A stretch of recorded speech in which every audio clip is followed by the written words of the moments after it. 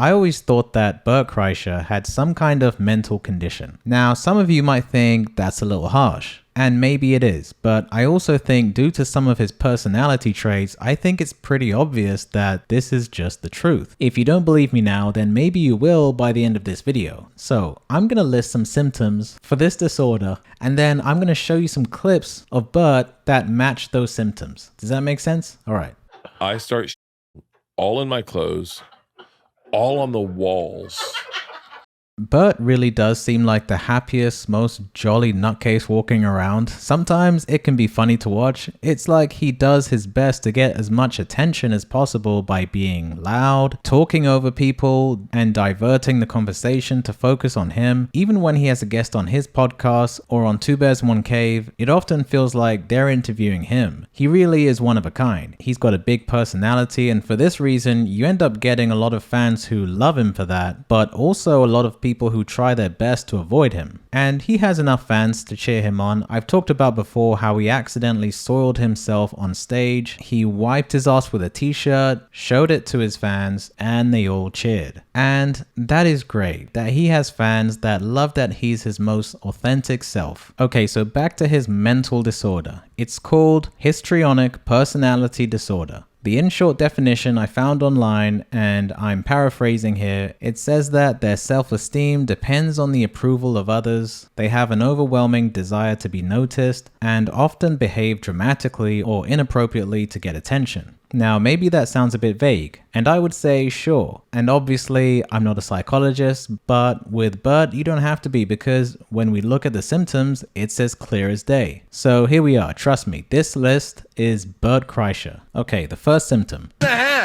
He's doubting you. Oh my wow. God. Boom. All right. Have a larger than life presence. I mean, that's a no-brainer, right? I don't think I need to say much on this. Bert has described himself as a bull in a china shop, and he is. A recent example of this is Bert crashing the Pat McAfee show while promoting his and Tom Segura's new vodka. Bert first crashed the show by himself, and I don't think the host minded that much, but then he came back again with Segura, and you could see that by this time the guys on set were a little irritated. He of course took his shirt off both times and acted as if everyone was excited to see him, when in reality they couldn't wait for him to leave so that they could get on with the show. Are you doing Brilliant.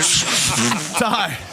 Birdie. Hell yeah. They bringing drinks, man. Go, brother. Oh, Yeah, 10 seconds. What brother. is happening? Bert, this is the first time I've seen him with his shirt off. Jack, brother. Look, Hey, Vegas. Look at this shoulder. Look at this shoulder, Pat. Hey, Bert. Explosivity. Yeah, Vegas seems like a place that you Oh, buddy. Yeah, yeah. Fight with my wife at. We get a play call. That's Bert Kreischer. Top dollars here. Can we come on the set? Yeah, we are. Bert, that's not Okay. All right. Oh, wow. All right. got Tommy Buns with us. All right. Hey, Tom. Hey. Brothers would have walked in, they would have called the police. CJ, you drinking? You drinking, CJ? No, sir, I don't drink. No.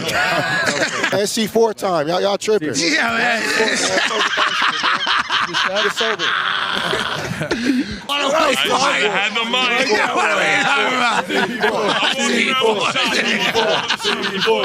Brother. Y'all getting free promo. Excuse me. I'm in the way. Hold that C4 up. Y'all get free promos. Sorry. Yeah. How many push-ups do you think I can do right now? I got a good 3.5. 3.5. He's doubting you. Oh, my wow. God. Boom. All right. Okay. CJ, listen. None of us know what's going on. Sorry. All right, come on, let's see Including how many me. you can do. And I walked in with him. 40? Yeah. All right. CJ, this is your fault. Nah, it stinks in here now. He lost 50 grand, he said. There you go. Hey, Come way on, to go, give him a round of Bert. applause. Proud of you, Bert. Next we have, they feel underappreciated or depressed when they're not the center of attention. Now we all know that Bert is the opposite of fading into the background. He likes to be the main attraction. If you've watched him on a podcast, you'll notice that he tends to interrupt the other person as much as possible. I'm going to use the recent Sober October episode from JRE to demonstrate this. Every now and then, Bert would get jealous of someone else's spotlight, and he would try his best to divert the conversation back to himself. This happened like every 10 minutes. Whatever topic they would bring up, he would have to relate it to an experience or a thought that he had about himself. He seems to actually get irritated if he can't talk about Bert Kreischer. So this guy just falls, and then watch this. Bro. Just this randomly. this happened to me. Skied right over him. That feeling, this happened to me. That feeling is terrifying. Like what happened to me when we were heli skiing is I fell face forward in powder. Have you ever had your head flushed in a toilet? Me? Yeah. No. Okay. Have you? Of course. In Really? high school? Yeah.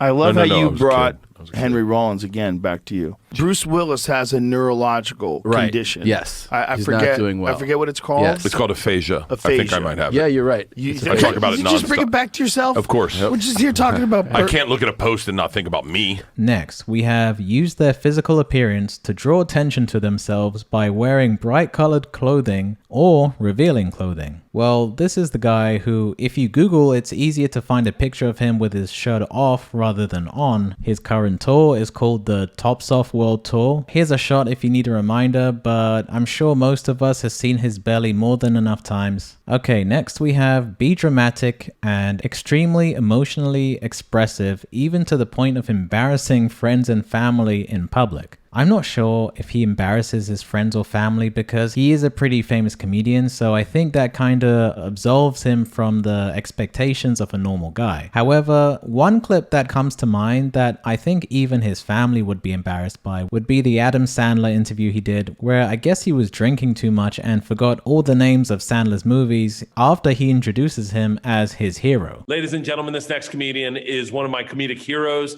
He is the reason I do stand-up. He is the reason I've been writing movies that have never been made, but I love his movies. I love everything about this guy. We're gonna watch your movie, Precious Gems, soon. Oh yeah.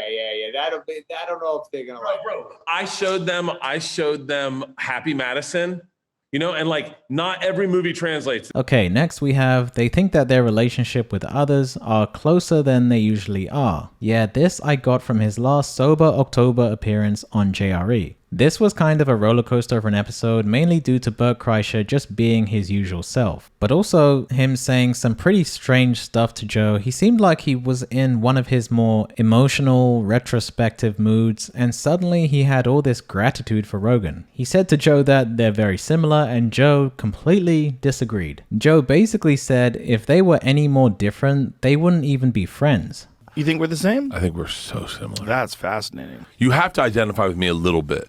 I know I drive you nuts. That's interesting. I know I drive you nuts at times. And I How know do you guys feel about what he's saying? I mean, no, I think there's similarities in everyone, but I think you're pretty different people. But Like I think as far removed as can stay in my friend group. when Nate Diaz says, I didn't get bullied, I had a big brother. Right. I think like you're my big brother. Aw, sweetie. I'm sure Rogan is like a big brother to a lot of his comic friends, but yeah, I doubt Rogan thinks of Bert as his little brother. Also, Tom I think falls into this category. Last year, Tom Segura surprised Bert at the premiere of the Machine movie. Initially though, Tom wasn't even gonna go because he just didn't want to, which hurt Bert's feelings, and that's kind of understandable because they're supposed to be best friends who work together, and Tom didn't think it was a big deal, which to me says that the friendship likely meant more to Bert than it did to Tom. And then we started talking about the premiere. Yeah. And I said I was so silently hurt. And I pull Rogan aside and I'm like, something's going on with Tom. I go, I can't tell. Something's going on. I'm like really broken up. And I'm like, and he goes, "He go to the premiere?" And I went, "No." And he went, "What?"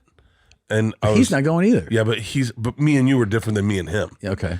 You come to realize that sometimes you go, well, since if this is not important to me, I don't mean your event. I mean going to things like I've been invited to dozens. I'm not going to anything like that. Why? I detest events and like I just don't have a good time. If I had been my premiere, Bert would have been like, "When's your premiere?" And I'd have said 2 weeks ago. And you would go, "What?" I go, I just didn't bring it up. Yeah. Because, and I'm trying to say it not like, I'm not saying I'm saying personality wise, I would just go, I would think that you wouldn't want to go. So I didn't even bring it up because that's just how I think. Next, they need instant gratification and become bored or frustrated very easily. If you've seen a podcast with Bert, it seems like listening to the other person speak for more than 10 seconds, and that's not an exaggeration, that seems like a real challenge for him. Bert describes how he was talking with George R.R. Martin and he was giving Bert all these secrets about Game of Thrones. However, Bert said he wasn't listening because he just wanted to talk about himself. Here's a clip of him describing what went down. But before I play that, if you're enjoying this video and you want to see more content like this, then hit the like and subscribe. It helps out the channel a lot. I really do appreciate it.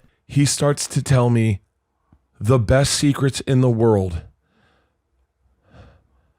I'm just waiting to tell him that I got involved with the Russian mafia. Tom, I didn't hear any of it.